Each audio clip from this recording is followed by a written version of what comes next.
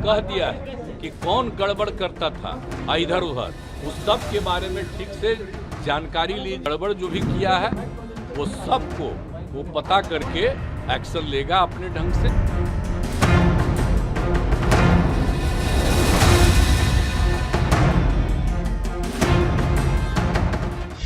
नमस्कार, NMF news देख रहे हैं आप। आपके साथ मैं हूं नवेद। तू इधर उधर की बात ना कर, ये बता कि बिहार क्यों जला। ये कोई शेर नहीं है, ये सवाल है। वो सवाल जो आज बिहार और देश की जनता अपने मुख्यमंत्री नीतीश कुमार से पूछ रही है। रामनवमी पर बंगाल में हुए दंगों के बाद अब बिहार में मचे बवाल के बाद नीतीश कुमार चौतरफा हमले झेल रहे हैं। बिहार के सासाराम और बिहार शरीफ में हुए दंगे के बाद बीजेपी हमलावर है। बिहार पहुंचे अमित शाह ने नीतीश कुमार पर करारा हमला बोल दिया, नीतीश को अल्टीमेटम दे दिया। अमित शाह ने बिहार के हालात का जायजा लेने के लिए राज्यपाल से जानकारी ली और नीतीश की बीजेपी में नो एंट्री का बड़ा ऐलान कर डाला। तो नीतीश कुमार इधर उधर की बात करने में ही लगे।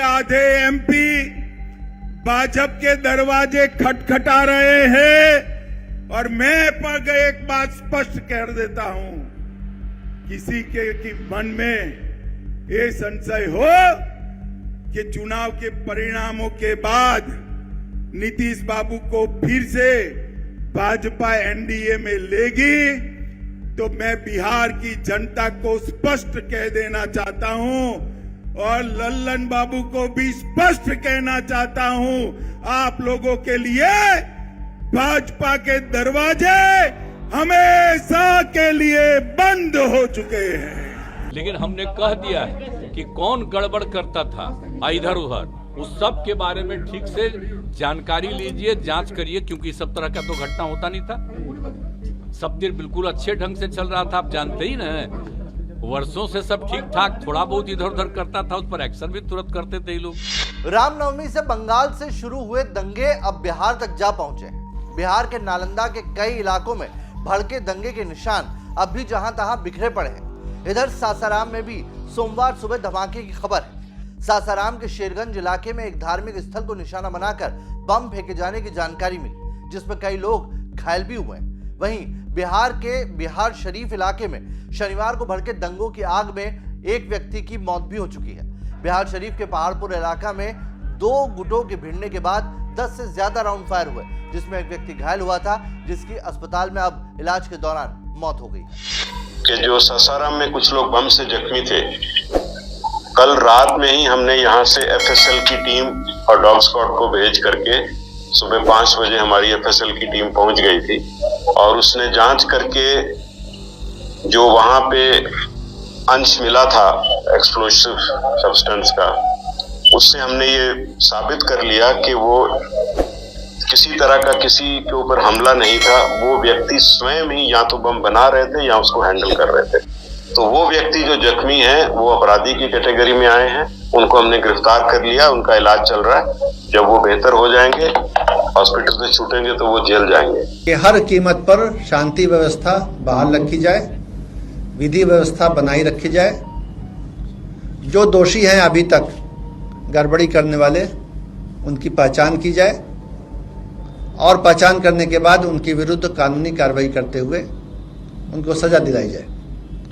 तो अभी जो प्राथमिकता होगी वो यही होगी कि राज्य में जो ऐसे तत्व हैं जिन्होंने इस तरह का कोई अटेम्प्ट किया, प्रयास किया शांति भंग करने का, उनकी पहचान हो और जिन्होंने इस तरह का सामाजिक और कानूनी अपराध किया उनको कानून के दायरे में ला करके सजा उनको दिलाई जाए।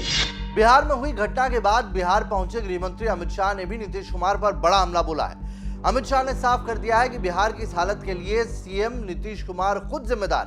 वो प्रधानमंत्री बनने का सपना देखते रहे और राज्य में हालात बिगड़ते चले गए। अमित शाह ने यह भी साफ कर दिया है कि नीतीश कुमार की अब बीजेपी में एंट्री की कोई जगह नहीं। आधे एमपी भाजपा के दरवाजे खटखटा रहे हैं और मैं एक बात स्पष्ट कर देता हूं, किसी के मन में ये संशय हो कि चुनाव के परिणामों के बाद नीतीश बाबू को फिर से भाजपा एनडीए में लेगी, तो मैं बिहार की जनता को स्पष्ट कह देना चाहता हूं, और लल्लन बाबू को भी स्पष्ट कहना चाहता हूं, आप लोगों के लिए भाजपा के दरवाजे हमेशा के लिए बंद हो चुके हैं। मुख्य विपक्षी पार्टी बीजेपी इस घटना के बाद नीतीश पर चौतरफा हमले कर रही है।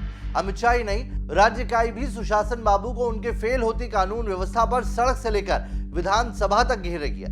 बिहार बीजेपी के नेता प्रतिपक्ष विजय सिन्हा ने नीतीश कुमार पर बड़ा हमला बोला। उन्होंने कहा कि मुख्यमंत्री से बिहार अब संभल नहीं रहा। सरकार तुष्टीकरण की नीति अपनाकर काम कर रही है, जिसने बिहार की जनता का नुकसान किया है और बिहार इसीलिए जल रहा है। तो वहीं गिरिराज सिंह ने भी बिहार सरकार पर गंभीर आरोप लगाते हुए उन्हें आड़े हाथों लिया। थाना प्रभारी, डीएसपी, एसपी मिल बैठ करके सारे तय करते हैं रूट, सारी व्यवस्था बनाते हैं, फिर पत्थर क्यों बरसा? ये सरकार तुष्टीकरण की राजनीति में जो पत्थर बरसाने वाले हैं उस पर कार्रवाई नहीं करके, ये बहुसंख्यक हिंदुओं पर कार्रवाई करके उसे डराना चाहती है। आज आपके सासाराम के अंदर, बिहार शरीफ के अंदर, मुजफ्फरपुर के अंदर, भागलपुर के अंदर, गया के अंदर जो ये बार बार घटनाएं होती है, हर साल ये घटना होती है, सरकार क्यों नहीं पहले से अर्धसैनिक बल को लगाया? 144 धारा जिलाधिकारी के आदेश से उसके बाद कोई कटे बचे, वही फिर मैं वही कहूँगा सम्राट जी की भाषा कि तेजस्वी जी मुख्यमंत्री जी को कहते थे पलटू चाचा, तो अब ये पलटू चाचा के नेतृत्व में अधिकारी भी अब पलटने लगे। इधर सरकार साथ चला रही जेडीयू और आरजेडी ने इस पर बाहरी ताकतों के हाथ होने का आरोप लगाए हैं। सीएम नीतीश कुमार ने इस पूरे मामले पर इधर उधर करने वालों पर आरोप लगाया, तो तेजस्वी यादव ने इसके पीछे विपक्ष को घेरा और दंगा भड़काने के पीछे गहरी साजिश का अंदेशा जताया। उन्होंने इस घटना के पीछे आरएसएस और बीजेपी का हाथ बताया। बात है ये, सुन लीजिए, जैसे ही इसके बारे में पता चला सासाराम और वहां के बारे में, तो तत्काल एक एक तरह से करके तुरंत कंट्रोल किया। लेकिन कल देर शाम में 6 बजे बिहार शरीफ वाला जो पता चला है और तत्काल सब लोगों को तुरंत हमने पूछना शुरू किया, तो वहां भी कंट्रोल किया। लेकिन हमने कह दिया है कि कौन गड़बड़ करता था इधर उधर, उस सब के बारे में ठीक से जानकारी लीजिए, जांच करिए, क्योंकि सब तरह का तो घटना होता नहीं था। सब दिन बिल्कुल अच्छे ढंग से चल रहा था, आप जानते ही ना, वर्षों से सब ठीक ठाक, थोड़ा बहुत इधर उधर करता था, उस पर एक्शन भी तुरंत करते थे लोग। इस बार आज काहे कर रहा था इतना? तो हमने कहा सब तरह से पूरे तौर पर देखिए, और बड़ा तकलीफ हुआ। जैसे पता चला हम लोग उसी के लिए एकदम बिल्कुल अलर्ट एक एक बात कर रहे थे, और सब लोग बड़ा तेजी से काम कर रहा। तब वो सब नहीं, कोई गड़बड़ जो भी किया है वो सबको वो पता करके एक्शन लेगा अपने ढंग से, जो उसका अधिकार है। बिहार में सद्भाव बिगाड़ने की संघी कोशिश पर बिहार सरकार की पैनी नजर है। जिन राज्यों में बीजेपी कमजोर हुई है वहां बौखलाई हुई है। एक एक उपद्रवी को चिन्हित कर कठोरतम कार्रवाई की जा रही है। भाईचारे को तोड़ने की किसी भी भाजपाई प्रयोग का हमने हमेशा माकूल जवाब दिया है और देते रहेंगे। जय हिंद। बिहार में स्कूल इंटरनेट बंद, 109 लोग गिरफ्तार। बिहार में इस घटना के बाद नालंदा जिले में 4 अप्रैल तक इंटरनेट सेवा बंद कर दी गई है। रोहतास में भी सरकारी स्कूल, मदरसे और इंटरनेट 4 तारीख तक बंद है। बिहार शरीफ में तो कर्फ्यू लगाना पड़ा है, वहीं सासाराम में धारा 144 लगाई गई है। अफवाह फैलाने वालों पर भी पुलिस कड़ी नजर रख रही है। बिहार डीजीपी के मुताबिक अब तक इस मामले में 109 लोग गिरफ्तार किए गए। केंद्र ने भेजा फोर्स। बिहार के हालात को लेकर गृह मंत्री अमित शाह खुद नजर बनाए हुए हैं। उन्होंने राज्यपाल से जैसे ही प्रदेश की स्थिति की जानकारी मांगी, जेडीयू बौखला गई। ललन सिंह ने आरोप लगाया कि केंद्र राज्य के मामले में हस्तक्षेप करेगी, लेकिन जब हालात और बिगड़े तो केंद्र ने बिहार के संवेदनशील इलाकों में अर्धसैनिक बलों की टुकड़ियां पहुंचा दी। गृह मंत्री ने खुद इसकी जानकारी दी। बिहार में शांति कायम रखने के लिए 10 पैरामिलिट्री की कंपनियां बिहार भेजी गई हैं, जिनमें सीआरपीएफ, एसएसबी और आईटीबीपी के जवान शामिल हैं।